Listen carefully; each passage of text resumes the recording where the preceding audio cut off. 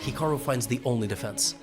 Bishop back to d6, played in 0.6 seconds. Rook to b8 check, an incredible move, you can't take it. But Hikaru planned on it. King g7, a8, rook a8, rook a8. Hikaru finds a way now to run with his king. Magnus has to pre-move every single move, so he plays rook a7, king g5. Now the white king could get back, but Magnus plays rook b7, and before he knows it, this position is actually losing. This is a losing endgame. The black king has made it to the most active possible square before white was able to set up a defense. Now the king goes to e4, in comes h5.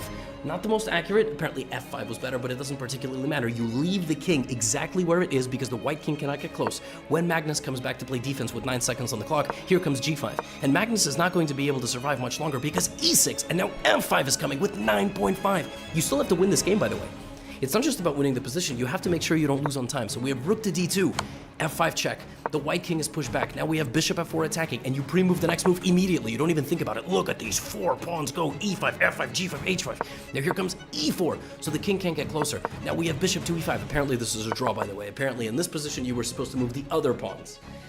But you don't know this. Every move is trying to come in with half a second. e4, bishop e5, repositioning the bishop, taking away squares from white, king f4. Now the game's a draw, but Magnus is down 2 seconds. That's extremely important as you are in a scramble. Rook e1, king e5, Hikaru making a couple of king moves, and now Hikaru is re-winning. I don't quite understand. The way that you survive here with white is that you would need to sack the rook for 2 pawns. So if you play rook f1, f3, takes, and everything trades, that would be a draw, king and bishop versus king. But if you don't do that, you're probably just going to win the game. So rook f1 is what he plays, but after king f5, white has to make a move.